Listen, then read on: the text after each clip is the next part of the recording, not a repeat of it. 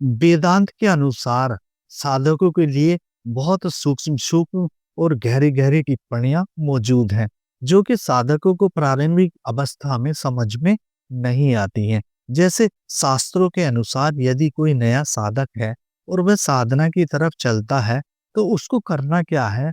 ये साधक के मन के जो भाव हैं, साधक को अपने मन के आधे भाग को सुख भोग के पदार्थों में लेकर जाना है, लेकिन यह प्राथमिक अवस्था में लेकर जाना है।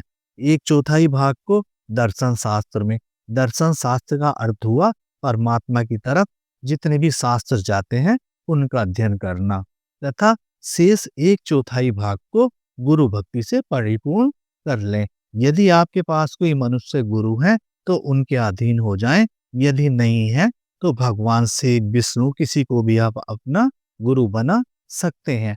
जैसे जैसे आप साधना में थोड़े अभ्यस्त हो जाएं, आधे भाग को गुरु भक्ति से, एक चौथाई भाग को और एक चौथाई भाग को सुख के भोग के पदार्थों से, तथा शेष भाग को दर्शन शास्त्र के अर्थ भोग से भर लेना चाहिए। साधना में निपुणता प्राप्त करने के पश्चात उसे प्रतिदिन मन के आधे भाग को दर्शन शास्त्र के ज्ञान तथा परम त्याग और शेष आधे भाग के बचे हुए हिस्से को ध्यान तथा गुरु भक्ति से परिपूरित कर लेना चाहिए।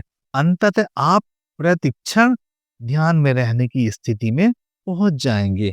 यदि आप इन तीन अवस्थाओं में उलटफेर कर लेते हैं तो एक दिन ऐसी स्थिति आ जाएगी कि आप प्रतिक्षण ध्यान में ही रहना शुरू हो जाएंगे। सच्चिदानंद ब्रह्म का सतत ध्यान करें तथा जीते जी तथा अपने होशो हवास में निर्विकल्प पद प्राप्त कर लें, जो आपको परमात्मा के द्वार पर ले जाकर स्थिर कर देता है।